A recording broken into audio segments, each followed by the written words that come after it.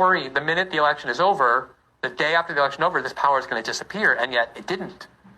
It's continuing to this very day. We've reported on how the secret orders function. This one judge, Alexandre de Morais on the Supreme Court, he'll send an order to Twitter and Facebook and Google and TikTok and Telegram and Rumble.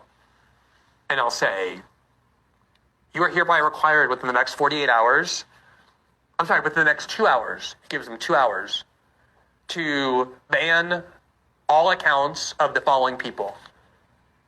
And he says, this order is secret and you're required to keep it a secret. We were able to get a hold of one of these secret orders in the beginning of 2023. We reported on the show.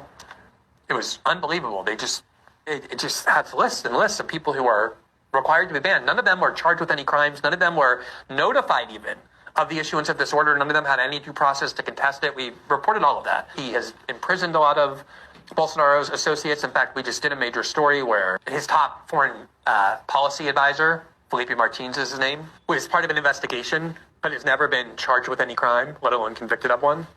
And Alexandre de Morais ordered him imprisoned in March of this year, before any trial, before any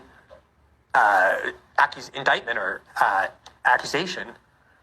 And his argument for why he was ordering him in prison preventatively before trial was based on a complete falsehood. Namely, a reporter very friendly to the court falsely claimed that Felipe Martins had left Brazil on a presidential plane with Bolsonaro and never came back. There was records of him entering the U.S., but no records of him leaving the U.S. and re-entering Brazil.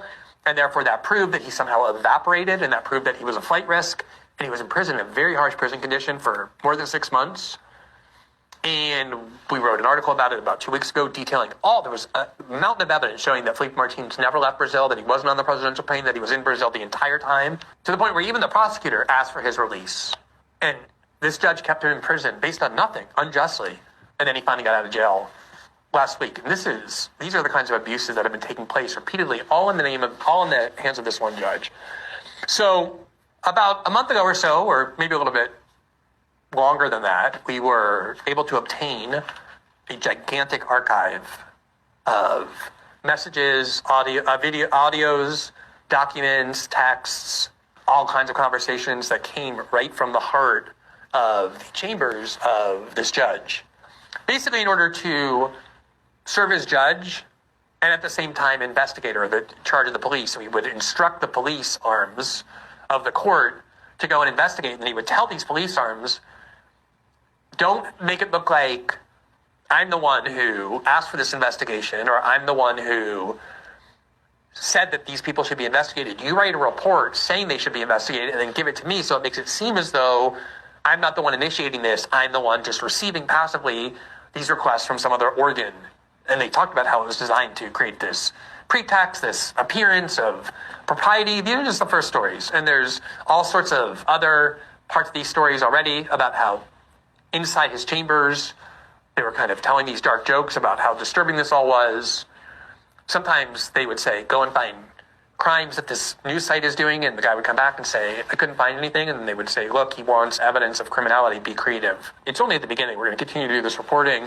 And today, which is day 2, basically we started the reporting yesterday, this judge went to the Supreme Court and defended himself, and not only did he say, of course, I've done nothing wrong, absolutely everything I did was totally justifiable, he also said, this is the sort of fake news and dangerous disinformation that is an attack on this court's legitimacy and therefore an attack on Brazilian democracy. Basically using the language that he always uses whenever